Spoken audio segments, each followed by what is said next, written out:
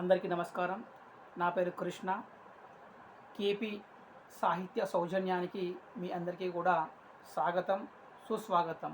ఈ ఛానల్ యొక్క ముఖ్య ఉద్దేశం మీ అందరికీ కూడా తెలుగు సాహిత్యాన్ని మీ దరికి చేర్చాలి అనేటువంటి ఉద్దేశంతో ఈ ఛానల్ రావడం జరిగింది.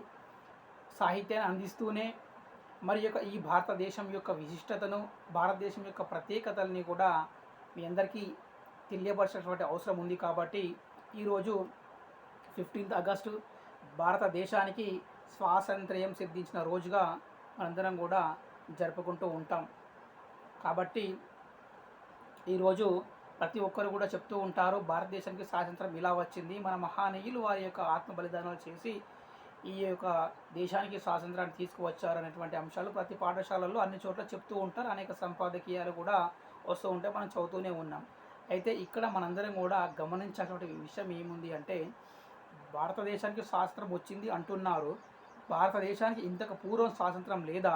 భారతదేశానికి స్వాతంత్రం ఉంటే మరి ఏమైంది? స్వాతంత్రం ఎందుకు కోల్పోయాము అనేటువంటి అంశాల మీద ప్రతి ఒక్కరం కూడా తెలుసుకోవాల్సిన అవసరం అయితే ఉంది. మన భారతదేశాన్ని మనం చదువుకున్నటువంటి చదువులో అయినా మనకు చరిత్రకారులు చెప్తూనే ఉన్నారు. చరిత్రను 3 యుగాలుగా వారు విభజన చేసినారు. దీన్ని గమనించిన మన భారతదేశం యొక్క విశిష్టత మనకు అర్థమవుతూ ఉంటుంది. చరిత్రకారులు మరి యొక్క కాలాన్ని విభజన చేసినప్పుడు కాలానికి ప్రామాణికంగా వారు క్రీస్తుని తీసుకున్నారు. క్రీస్తు పూర్వము, క్రీస్తు శకం అనే వారు విభజన చేశారు. ఈ మధ్యకాలంలో సాధారణ శకం అని కూడా సాధారణ శకం పూర్వం అనేటువంటిది కూడా వారు చెప్తున్నారు. సరే, మనం క్రీస్తు పూర్వాన్ని తీసుకుందాం. చరిత్రకారులు ఏమంటున్నారు అంటే, క్రీస్తు పూర్వం ఎప్పుడో తెలీదు, క్రీస్తు శకం 8వ శతాబ్దం వరకు ప్రాచీన యుగంగా భారతదేశం యొక్క చరిత్రను వారు అభివర్ణించారు. అంటే భారతదేశం యొక్క చరిత్ర, భారతదేశం గొప్పతనం, విశిష్టత మీకు అర్థమవుతూ ఉంటుంది. క్రీస్తు పూర్వం ఎప్పుడో తెలీదు, చరిత్రకారులకే అందనటువంటి కాలం మన యొక్క భారతదేశ చరిత్ర అనేటువంటి అంశాన్ని గమనించుకోండి. మధ్యయుగం అంటున్నారు. మధ్యయుగం అంటే మహమ్మదీల దండయాత్ర. భారతదేశానికి మహమ్మదీలు దండెత్తి మరి యొక్క ఈ దేశాన్ని వారు ఏ విధంగా ఆక్రమించుకున్నటువంటి అంశం కూడా మధ్యయుగంలో మనకు తెలిసిపోతుంది. దాన్ని మరి మనం ఇస్లాం కాలంగా అభివర్ణిస్తూ ఉన్నాం. అదేవిధంగా ఆధునిక యుగాన్ని చూసినట్లయితే మనకు ముందుగా పోర్చుగీస్ వారు రావడం, ఆ తర్వాత మరి ఎవరైతే డచ్ వారు రావడం, తర్వాత ఫ్రెంచ్ వారు రావడం, తర్వాత డెన్ వారు రావడం, తర్వాత ఇంగ్లాండ్ వారు రావడం అనేటువంటిది కూడా మనకు అంత చదువుకున్నటువంటి అంశమే.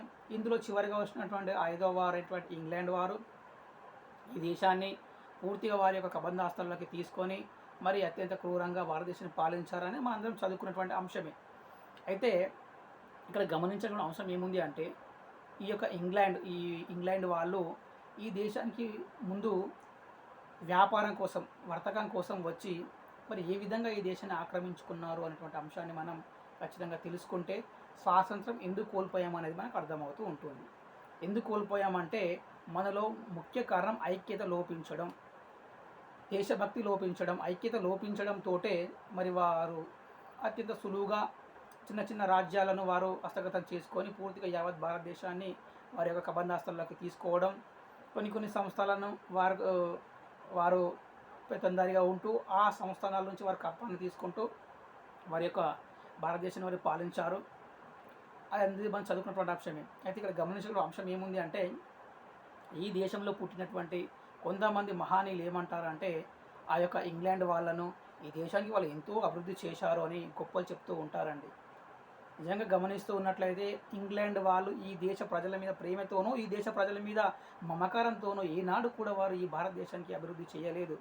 ఎంతసేపు వాళ్ళ స్వార్థం కోసం ఈ దేశంలో ఉన్నటువంటి ముడి సరుకుల్ని పూర్తిగా వారు దోచుకొని తమ దేశానికి తరలించుకోవడం కోసమే ఆ యొక్క రైల్వే ట్రాకులు కానీ అట్లాంటివి చెప్తున్నటువంటి అభివృద్ధి కానీ చేయడం జరిగింది. తప్పితే ఈ దేశ ప్రజలను మమకారంతో చేశారనేటువంటి అంశాన్ని కూడా మీరందరూ చేయలేదనేటువంటి అంశాన్ని కూడా ఖచ్చితంగా ప్రతి ఒక్కరు కూడా గమనించాలి.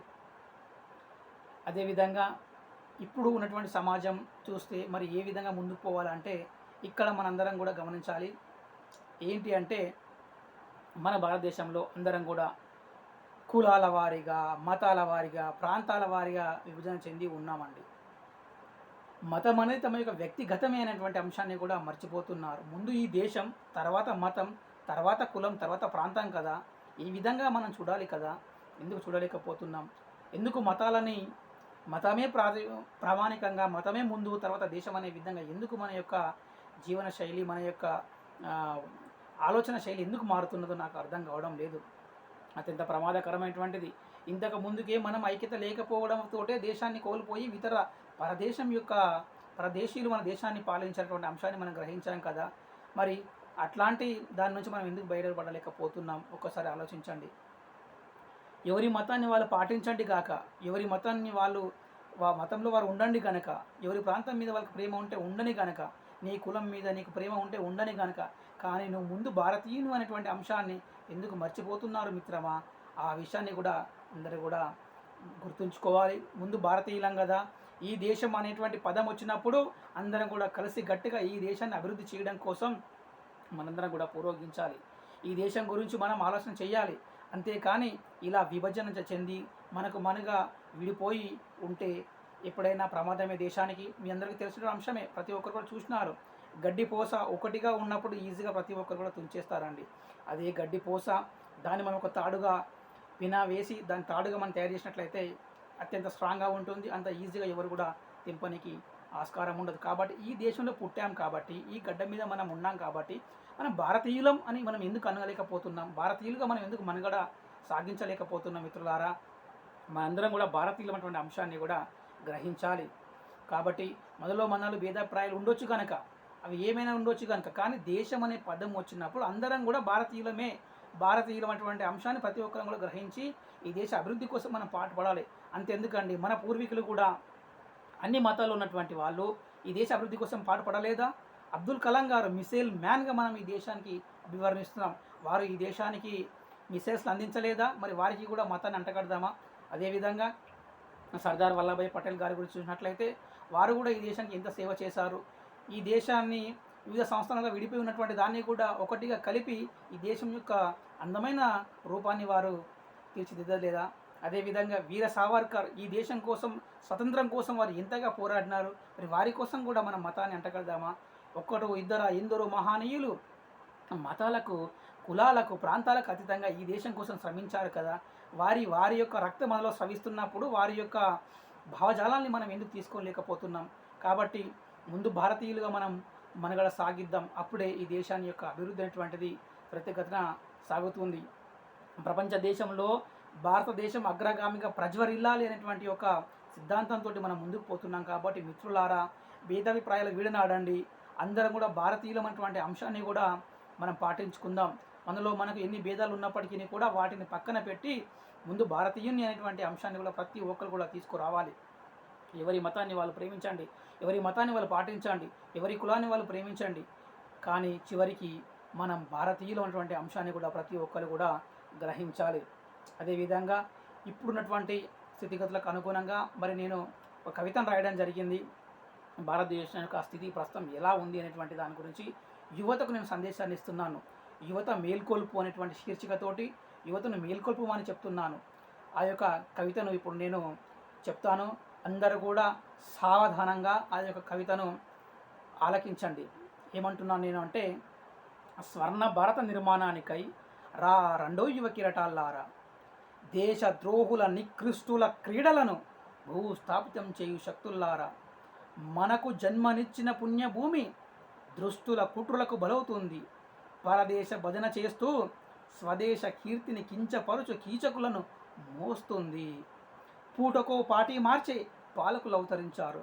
ప్రజల సొమ్మును స్వాహా అని కుబేర శిఖిరాన్ని అధిరోహించారు. రేపరేపలాడే జెండా నీడలో గోతులు త్రవ్వే దుండగులున్నారు.